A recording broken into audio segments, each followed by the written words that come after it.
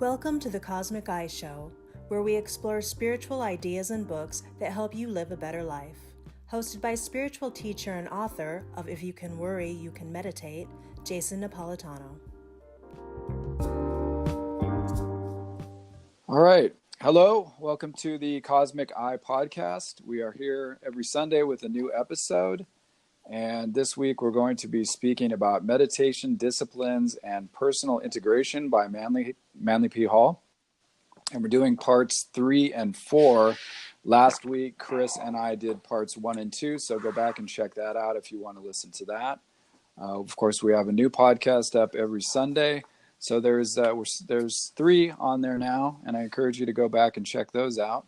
As I said, my co-host is Chris Sheridan. He is on the phone right now. Go ahead and introduce yourself there, Chris.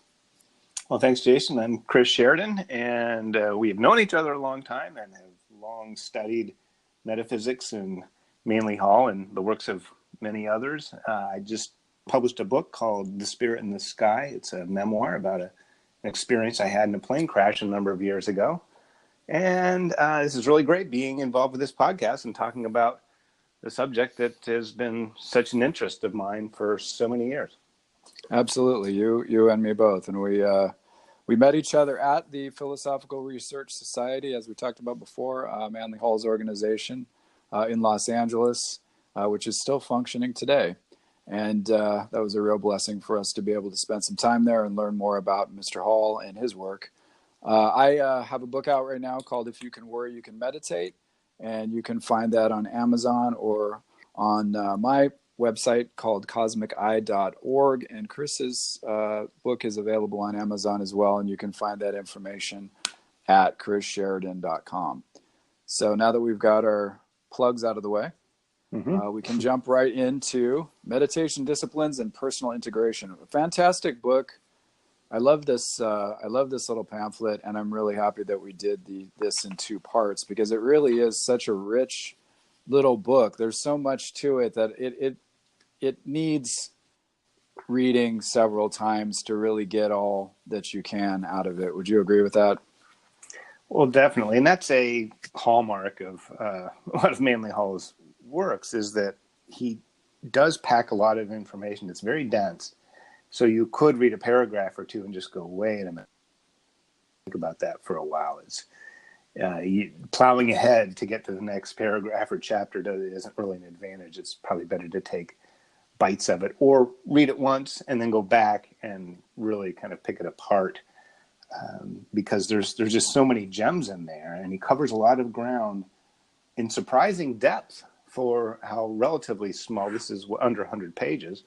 It's quite a bit of information. 76 pages total, and it feels like a 300-page book. I mean, when you start digging into it, and that's a great point you bring up. The thing that's so great about this book is it becomes like a meditative exercise, the reading of it.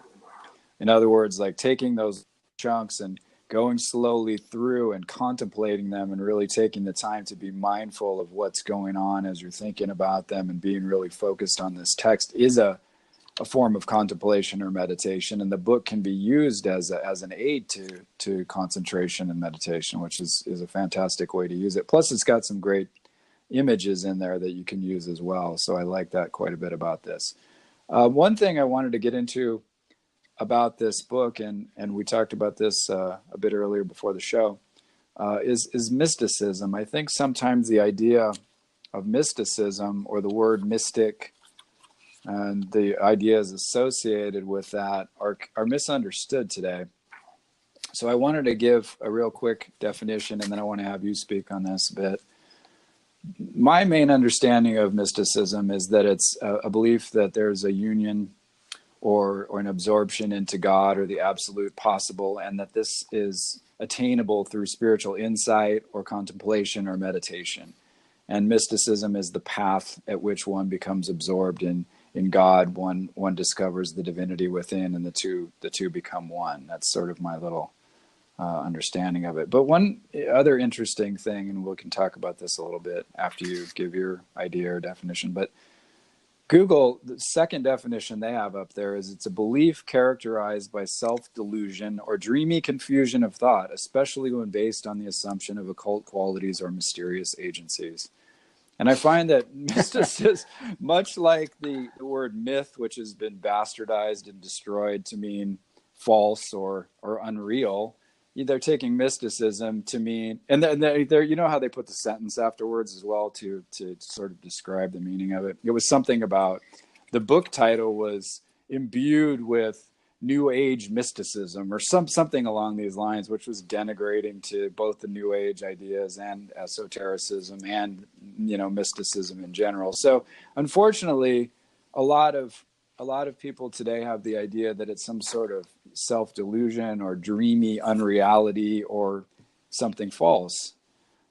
Speak to both of those if you can, the idea of what you think mysticism is and maybe some of the misconceptions today. Well, sure. And this, I maybe felt guilty of this in my younger years. When you think of a mystic, you think of somebody who was a little removed from society. He's probably it's probably a guy with a strange beard. He's not really here. He's a little in the clouds, and it's just ephemeral and mist, like the actual mist, vapor in the air. That it's not really a cloud. It's not really rain. It's just this kind of foggy netherworld that is inhabited by mystic thinking, and you're lost in the clouds or pie in the sky, or somehow removed from the world. And that is pretty much exactly the opposite of what a mystic is as far as an approach to religion or spiritual contact. Whereas in a dogmatic or cultic, and I don't mean cult in a bad way either, that word also has been kind of screwed up. Cult really comes from cultivation, to cultivate your spiritual discipline and practice.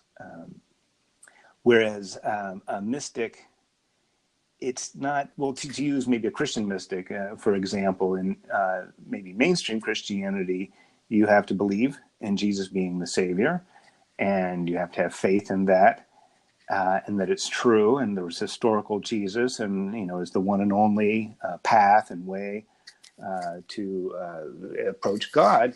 And you can take a Christian mystic, which is, in a way, it's a mystic is the mystic part defines, I think, the spiritual seeker more than if it's a Sufi or Muslim mystic, or if it's a Kabbalah or a Jewish mystic, or if it's an Indian or a Taoist mystic or anything like that. The mystic part, I think, is because it's the approach, and it really requires you to take whatever dogma or text may be involved with it. Like Buddhism is essentially, mystic in its entirety. There's the Four Noble Truths and the Eightfold Path, but the only way it works is if you apply it into your life. And to me, that's what a mystic means. A mystic is someone who... So it's someone more practical, in essence, someone that's taking action towards finding those truths and going beyond the doctrine and the dogma to find the universal truths below it. Is that kind of what you're saying? And it's incredibly down to earth. It's, does it work in your life? Are you applying these rules? Love your enemy. Okay, sounds nice, and you can say that at church on Sunday. But the next time somebody cuts you off in traffic, or a business partner betrays you and embezzles your life savings, or a number of other tragedies and traumas that come at us, and creates these enemies and hatred and anger in our hearts towards these people. But to maybe not approve of what they did, but at least send love out, because if somebody who does something that nasty might be lacking in love. And what does that mean? Or even just to try it. A lot of times you don't even want to try something. But it is a discipline in that it's a practice, like martial arts, playing an instrument, anything athletic with sports or nutrition. You have to bring it into your body and use it. It's not about knowing and believing. It goes beyond that, That makes sense. Yeah, I know and it what to sounds do, and I like, believe in this, and I'm going to apply it. And then see yeah, if it works. And if that works, yeah, then you have yeah. faith that this thing works, but it only comes after having tried it in a meaningful way. So that's a mystic approach, as far as I'm concerned. That's a great way to put it. Yeah, that's fantastic. And it reminds me of, you spoke of Buddhism a little bit, and it reminds me of Buddhists saying about how you shouldn't believe things because a holy person told you. You shouldn't believe them because you read them in a book. You know, you shouldn't believe them because other people believe them, but you believe the things that you believe because you have direct experience with them. And that's, I think, what you get at when you talk about mysticism, that it's a practical knowing, and a knowing with a capital K. In other words, not a piece of information, but an embodied universal piece of wisdom that you've realized in the bigger sense of the word, realization. Make it real. Of that. Yeah, you've made it real in your own soul. There's a great quote I wanted to read off of page 37. Again, really quickly though, let's tell the listener, where they can read along with this if they want to follow along with us and they don't have the book. I will say this: you can get Meditation Disciplines and Personal Integration either on the PRS website or on Amazon or any other book site. But also you have that great source that you got yours from. And can you tell the listener where that is again? Yes, the actual book is pulled from 4 separate articles that ran in the PRS journal in 1962. And there are PDF and text searchable PDFs of all of these journals. It came out quarterly. For many, many years. It was called Horizon at one point, then he changed the name to the Journal, and that's which one these are from. So if you go to this website, it's a great resource well beyond this, but just to look through the pages of these Journal and Horizon, and before that it was called All Seeing Eye, these periodicals, that was the original source of these. There were 4 consecutive articles, and they became parts 1 through 4 of this and so rather dense pamphlet. What would they actually look up to get these articles? What should they enter in to search? The website is manlyphall.info. Okay. And it's very easy to navigate. It's been a labor of love from a gentleman who put this all together. And the scans of the PRS journals do have the approval of the PRS itself to do that. So there's nothing on the sly about it. It's all been approved by the perfect. The That's official. Fantastic. So it's a great source, and you can go and what beyond year? that. What I can't remember. What was the years? 1962. 1962, and then they can go through and find these meditation disciplines and personal integration articles. They should be in there. All right, perfect. So let me go into my quote. This is from page 37 in the book version. It's a pamphlet. It's 76 pages. Page 37. There can be no real and adequate mystical concept unless the person has the inward realization that religion is a universal experience. As man goes into the deeper parts of his personal nature, he passes from the experience of the personal toward a recognition of a universal nameless power abiding in the innermost parts of his own nature. So he's going within to find God, or going within to find the absolute. It's a beautiful quote from Mr. Hall. And that kind of leads us into the next portion of the book that we wanted to talk about, and that's the universal ideas shared by both the East and the West. First, quickly, we're going to characterize, because Manly Hall gets into this, a little bit of the differences between the approach to religion and mysticism in the East versus the West. And then we're going to talk a little bit about Pythagoras and some of the information that he shared and how that came about. So do you want to talk a little bit about East versus West in terms of how religion is approached? Well, sure. I'll do West versus East. We'll go that direction. Okay, perfect. Absolutely. Because that's the way I have it in my notes. I don't have to flip it around. So in the West, worship is quite often a public thing, or it is in a church, but it's still a public, there's a body of people there. East, worship is more contemplative. Now there are temples and shrines and services as well, but it's more of a personal thing. It's something you can do on your own, as opposed to a group. The West culturally puts a lot of pressure, so to speak, on the worshiper, because a quiet, removed, contemplative life or a practice really runs against the prevailing wind of the culture, of the dominant culture. And that's, you're out there in the world, you want to move forward, how am I going to be successful? I have to provide for my family and all these things. There's more of an emphasis on that. So to pull back and have a contemplative practice in life, you almost have to go against the cultural direction. Whereas in the East, that's a lot more accepted. That's a lot more just normal to have that part of your life and have that be valid. It doesn't compete with the culture. And these cultures still move forward and they still progress and provide for their families and do all these things that the West does. But this approach to worship is very different. So for somebody in the West to want to have a meditative discipline and a more mystical approach, it might be a little more difficult and take a little more doing, because it's not quite so supported by the cultural norms. By the culture. So that's another. Yeah. That's a great and point. Say another difference is also in the direction of prayer or meditation, like what we're having contact with the divine for. In the West, we want to be understood. In the East, there's more of an emphasis on just wanting to understand the divine purpose and nature.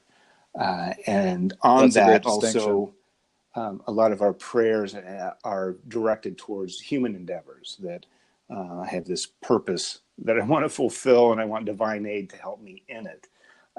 Whereas in the East, there's an emphasis on just uncovering and recognizing and coming in contact with the graces of the Spirit.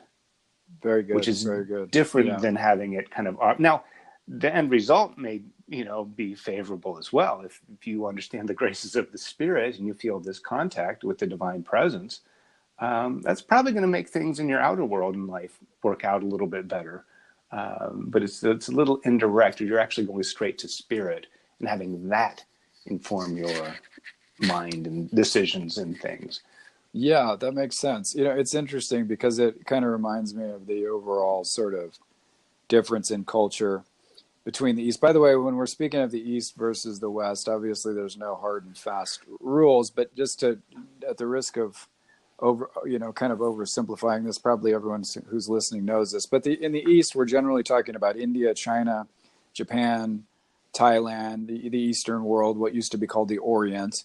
And in the West, we are talking about what used to be called the Occident, and Manly Hall uses both of those terms in the book. We mean mostly in the West, Greco-Roman, Judeo-Christian culture, transmitted through Europe and through the Mediterranean and the ancient Near East. So that's kind of a definition of the West versus the East. But one interesting kind of cultural difference that Jungians talk about is that the most Eastern countries and most Eastern peoples are more introspective and more what you would call an introverted personality, where they're more interested in the inner experiences of life versus the outer, whereas the West were more externally driven, extroverted type of a culture, where we're moving things and people around and making history, quote unquote, happen and things like that. There was a nice quote that Manly Hall spoke of about Western man. He said, because Western man is constantly engaged in some vast, all-consuming project, his prayers are inclined to beseech divine aid for human purposes, which you talked about in the differences in prayer. And I thought that was a great point.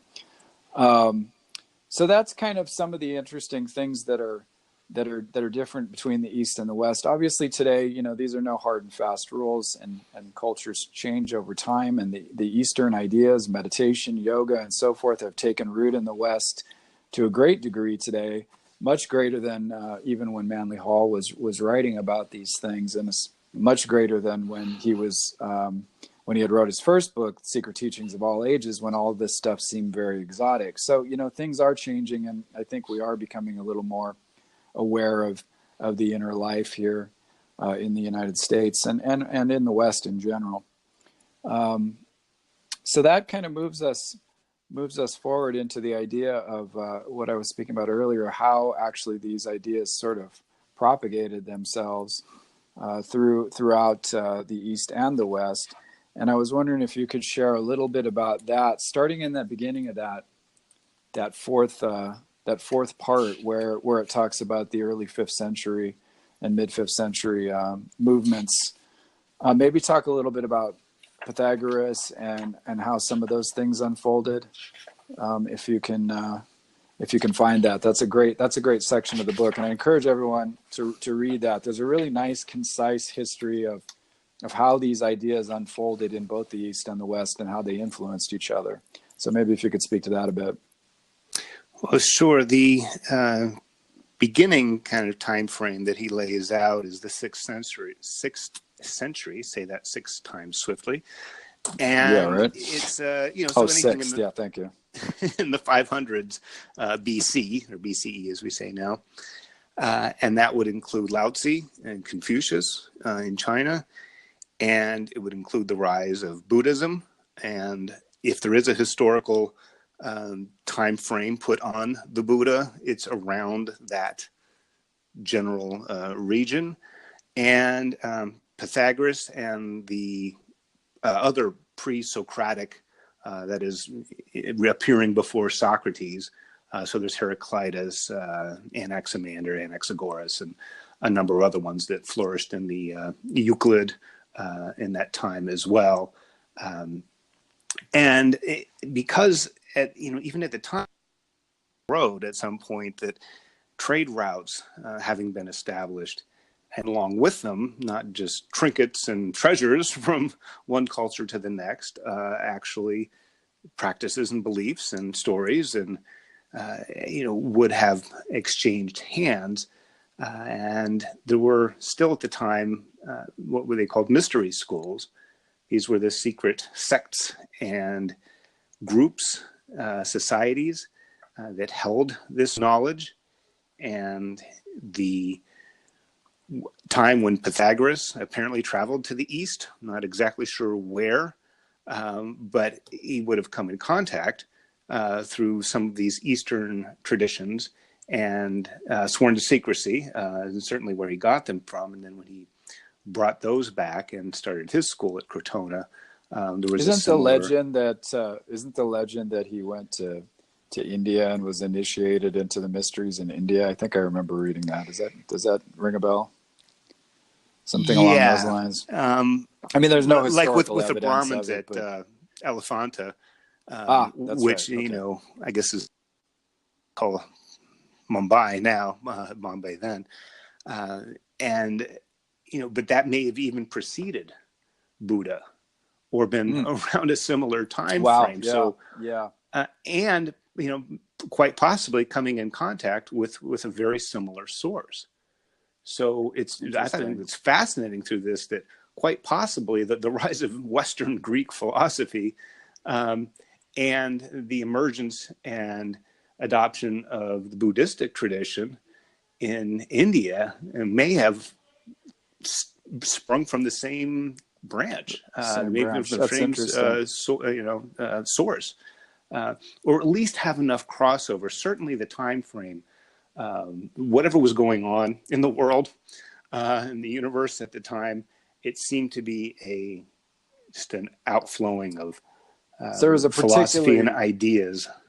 A particularly rich sort of period of time where it seemed to have influenced a lot of cultures, and these ideas overlap. What's interesting is it sounds like what you're saying is that there was more of a universal source for a lot of these ideas, and maybe over time they sort of calcified into different expressions in the East and in the West, and the West, of course, being more externally oriented, took these in a different direction maybe than the East did. Is that fair to say that? Yeah, that's a great point.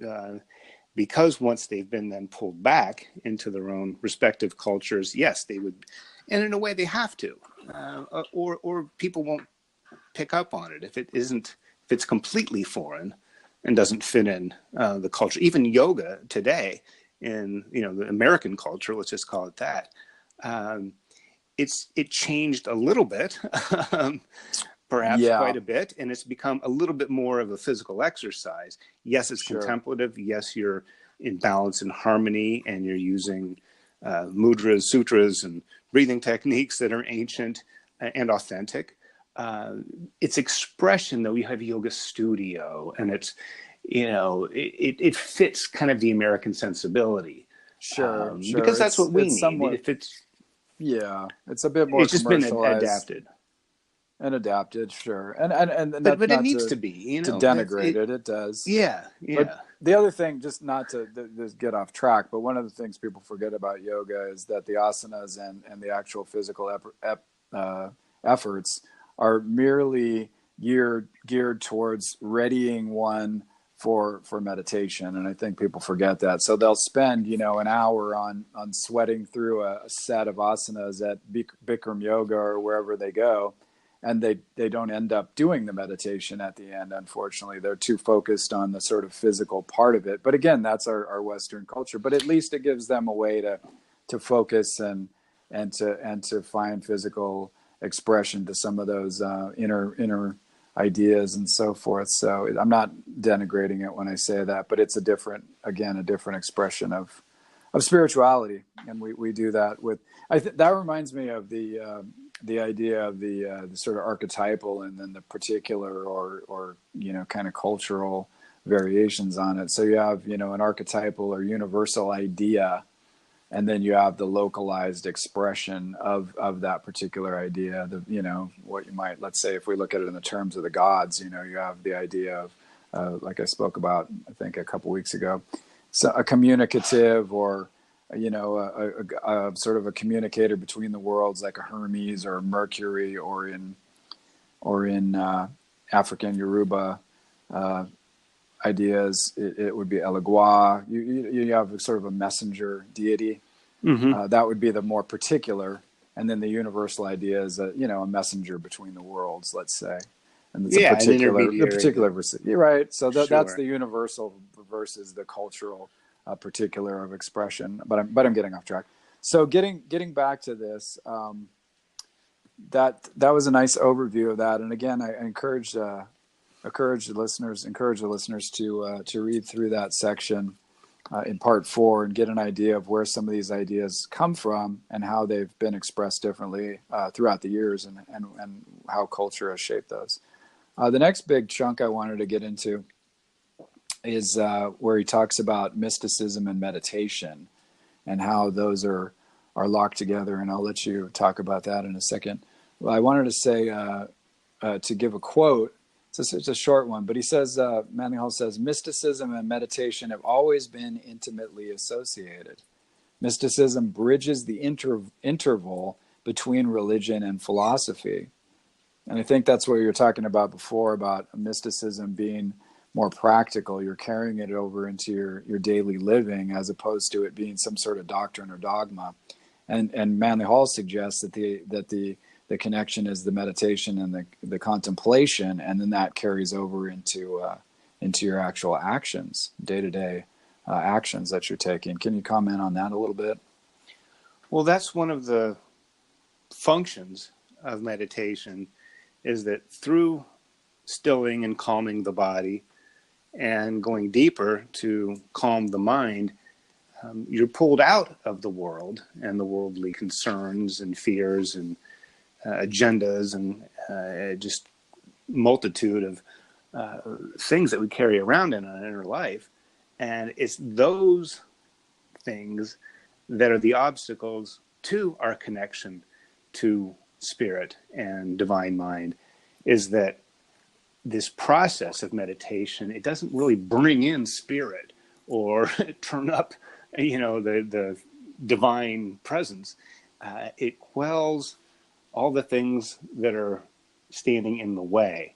Our own minds, the monkey mind, if you want to borrow from Buddhism, and just this stream of thoughts and conditioning, and to get to maybe a more pure relaxed state, then the gifts, then the voice through this messenger speaking from the divine to us, we can hear it then, because all the other static, all the other radio stations have been eliminated from the spectrum, and we have a much more clear channel of something that's already there.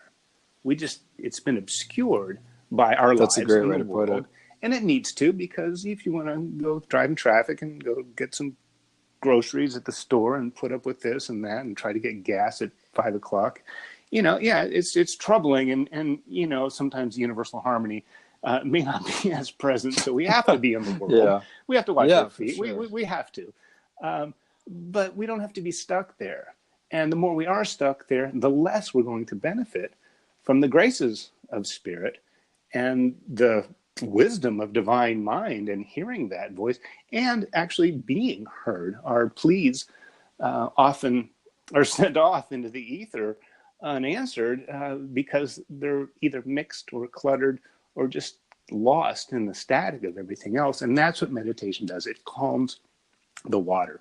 And to use a pond as a metaphor, when the water is still in the pond, you can see clearly right through it to what's underneath. Things that were invisible before now become visible. And also on the surface, it reflects more clearly what's above it. So the mountain top will be more mirrored and more clear on the top. So it's a twofold thing. We can penetrate, but we can also reflect. And that's not an act. It's an activity. Yes, becoming still is very much an activity, but it's an activity of turning down mind activity, world activity, that we're so conflicted, and really it's competing for our bandwidth. Sure, that makes sense. So it sounds like you're kind of clearing the channel to see something that's already there, and it's a way to still the choppy waters of the mind, as it were. That was a beautiful metaphor that you used, to be able to see the truth. And I think one of the things too that mysticism is seeking after is to see that divinity within ourselves. So it's obscured by all of our, pettiness, our ego, our fears, our angers and frustrations and so on. We can get some of those things out of the way. I think we can get at seeing who we really are, the sort of bigger, in the bigger sense, the capital S self that's connected to the universe, connected to the divinity behind all this material existence, and in and through all of this material existence, the invisible portion of it, from whence everything comes. And I think that, that's a little bit of maybe another difference between, say, mysticism and Orthodox religion. I think Orthodox religion and more doctrinal and dogmatic ways of looking at it would have you believe that belief and assent to certain beliefs is the key to God giving you favor, and seeing God as something outside of yourself that's a distance away that you may only see after you die, or you may only see if, he grants you some sort of vision of himself. And, specifically himself. In the West, we would use that term, whereas I think a mystic would look at God in less materialistic terms, more abstractly, and certainly not as being male or female, but containing both of the masculine and feminine divine qualities. And the mystic, I think, looks beyond that, looks beyond to the universals, past the particulars. So that leads me into the idea of Christian mysticism, which seems kind of at odds sometimes with traditional Orthodox Christianity. And I know that you, in your vision, had imagery which could be regarded maybe as Christian mysticism, or a Christian mystic symbolism of some nature. And I mean, you can talk about that a little bit more, but tell me a little bit about how your experience in the crash, which you talk about in your book, The Spirit in the Sky, kind of informs your idea of what Christian mysticism is, and how you see that. Well, the this was in 1991. I was flying at an air show and had a problem with the plane, and I knew I wasn't going to be able to correct it. And I finally surrendered, called a mayday on the radio, and between calling the distress signal and hitting the ground was maybe about 20, 25 seconds. Of course, it was a very intense experience for me, so the time expansion was in full effect, so it seemed more like it was 20 minutes than 20 seconds. And a lot happened. I saw a mystical vision of the universe, the galaxy. I heard a voice asking me if I wanted to live or die. And I, eventually chose yes, because I thought it through. And the ground's still coming up. And then I was given a vision of what I knew I was going to be presented with, an image of what my life would be more like from that point on. And it surprised me very much. It was a very familiar portrait of Jesus. It was definitely a painting. It wasn't the person at all. I knew I was definitely looking at an image of the painting that was very familiar. Mm-hmm. And as I did, the painting came to life and turned to look straight at me. And as it did, it turned into my face as if I were looking in a mirror. And as shocking and profound that was, as soon as I got that image, it disappeared in a flash. And about 3 seconds later, the plane hit the ground, and I had that to deal with. But over the years, I've certainly thought about it and reflected. At the time, Christianity wasn't on my radar. As a matter of fact, I was very, very interested in anything but my culture's religions, mm-hmm. Christianity, Judaism, any of those, as long as it wasn't that, as long as it was something that I couldn't pronounce or it was brand new and exotic, I was very much interested, because I really didn't like what had happened, what all these ones were. But this vision haunted me, and it caused an opening to where, as I went on in my studies, I found a little bit about Gnosticism or Christian mysticism, even mainly Hall, the way he spoke about, because he spoke about all religions and traditions, the way he spoke and wrote about Christianity, I was very much from a mystical point of view. I had a book called The Mystical Christ, so that was definitely his stance on it. And that turned something that was very disturbing for me into something that I could actually make sense of and incorporate in my life. Even the Apostle Paul said, it's the Christ in you that's the hope of glory. Quote from Scripture, from Jesus, attributed to the words of Jesus, that I and my Father are one. So this separation from the individual and the divine, between man and God, really isn't there. And in a mystical approach, that's what you're really doing. You're not really talking to God and waiting for an answer and listening. You're actually having to quote from the book, the conversation, or that there is, you're actually with this presence as an ally, as a friend, not some distant thing you have to worship, that it's so near and dear to you, and it's within you, that it's such a different way of looking at it. And this image really kind of spoke to that. It took me a long time to come around to it, but that's where I am with it now. Well, thank you for the honesty and sharing of that experience. And I hope that our listeners will pick your book up, because it is fantastic, and it does give some more insight into that experience. It's interesting because I'm looking at a quote on the paper in my notes, and it's Luke 17:21, and they're asking Jesus about where the kingdom of heaven will be found. And he says, neither shall they say, lo here or lo there, for behold, the kingdom of God is within you. So I think that, there's a lot of scriptural and biblical evidence that would point at the kingdom of God, or Jesus's own sort of divine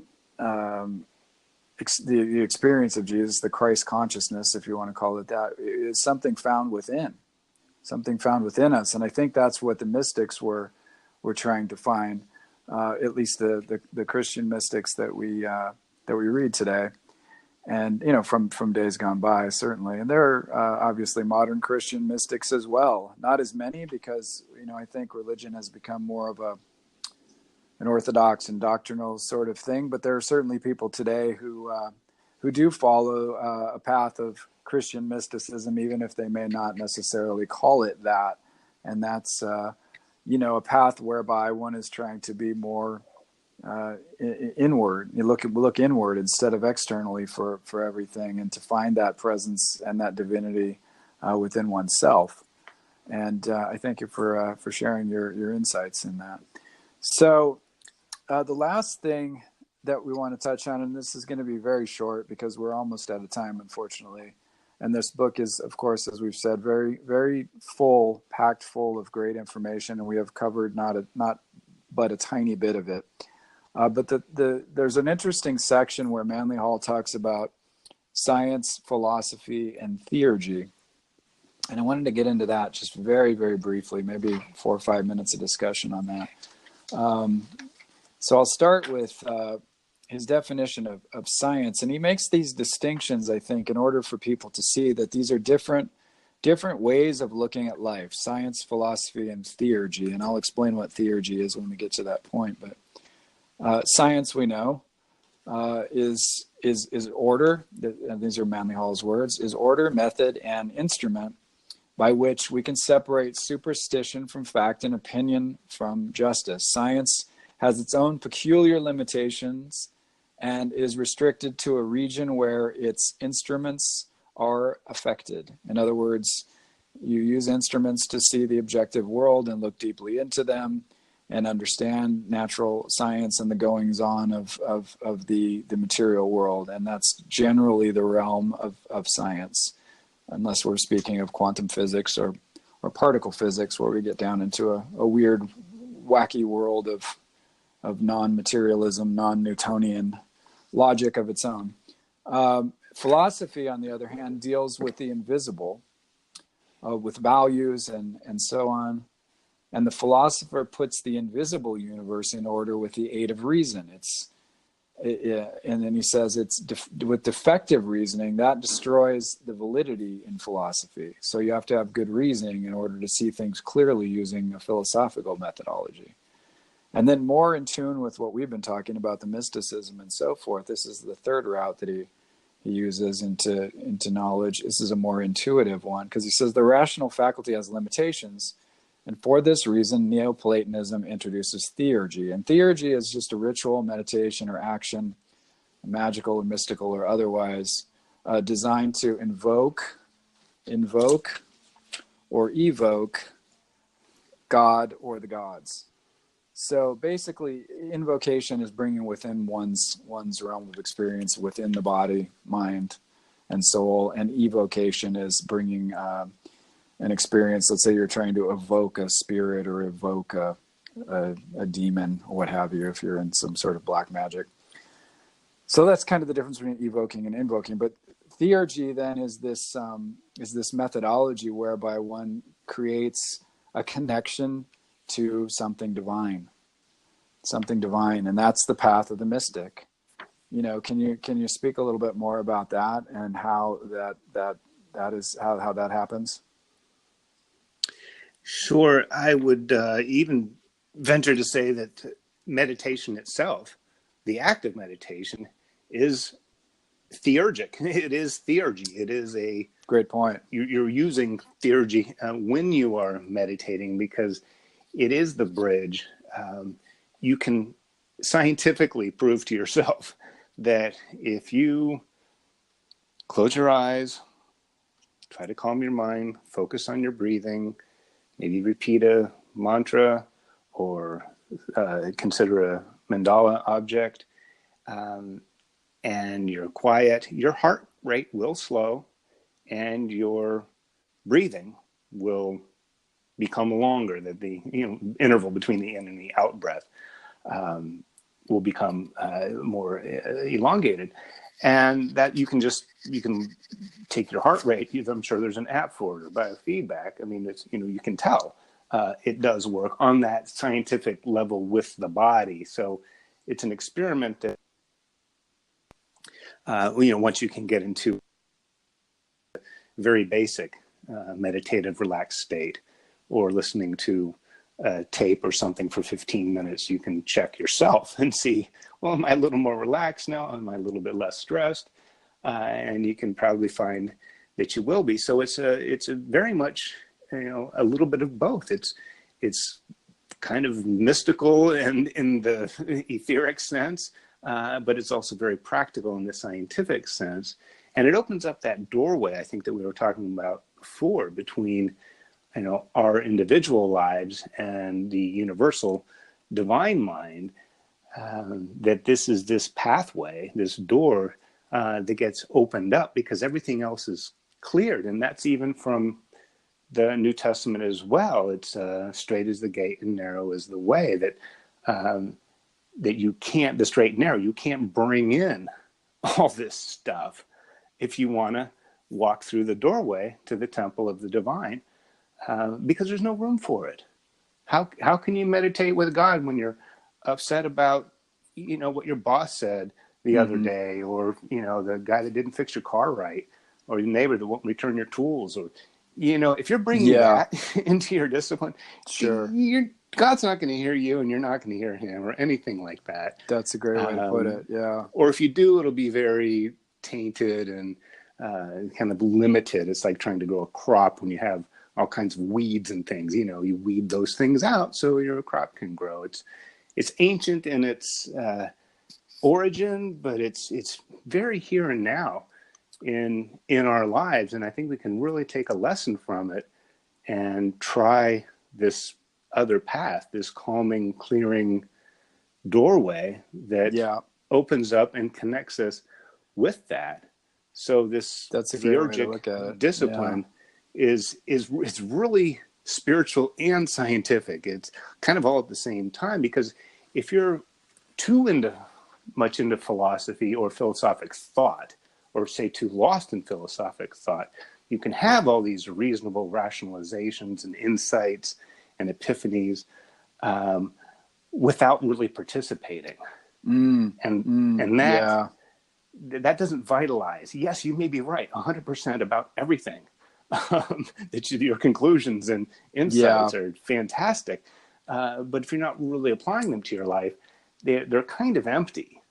As interesting and as wonderful as they are, they're not fulfilling really their purpose. And the same thing too, if you're just on the opposite end, if it's all about action, well, I'm trying to do this, I'm trying to do this, trying to do that, then there's no contemplation or meditative sort of approach to it. It's just sort of unfocused action. That's a great way to put it. I think then that kind of gets into the idea of balance. And, I think why he mentions science, philosophy, and theurgy, or in the case of PRS, philosophy, religion, and science, same thing. It's three different realms of inquiry that are all needed to live a balanced life. And I think one of the main points in this book, both parts 1 and 2 and 3 and 4, that there's a practicality to mysticism that whereby one brings into daily living the things that are learned through meditation, through contemplation, through the study of spiritual books and videos and lessons and so forth. That in a sense, if you don't carry that over into your life and experience it and have some direct experience with the absolute, with the divine in your life, and then allow that to spill over into your actions, that it's really a lot of this then is sort of it doesn't go anywhere. It doesn't flower. And I think that that's one of the most important things that Manly Hall brings up in all of his work, is that there has to be a level of practicality and practical philosophy which actually unfolds in your life to make it better, to make you act in a more disciplined, positive, constructive, helpful way towards your fellow human beings and your family members and all of that. So I think far from being, kind of going back to what we talked about in the beginning, where we think of mysticism as something fuzzy or muddy or ephemeral, it's actually a very practical discipline. It's just a very practical way of getting in touch with something that's invisible, that divine within ourselves.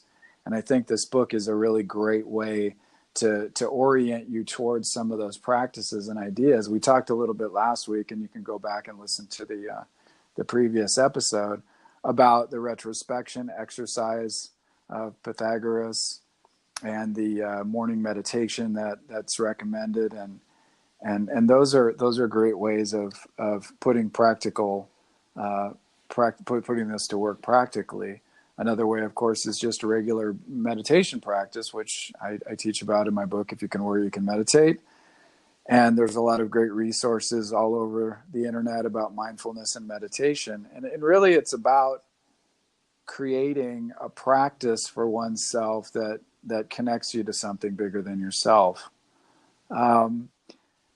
So with that being said, we've kind of run out of time. I do want to give you a little bit more time to wrap things up in a couple minutes if you have anything else to add to it. But I think really just the biggest thing I can say is get this book, Meditation Disciplines and Personal Integration, or get the pamphlets, the journal issues that Chris talked about in the middle of the podcast, and it's on the previous podcast at the beginning as well, where you can find those. And I'll actually put it in the information when I post this podcast where you can find this. But do you have anything else to add to kind of wrap this up, Chris? Well, the title itself, Meditation Disciplines and Personal Integration, there's a lot packed just even in that.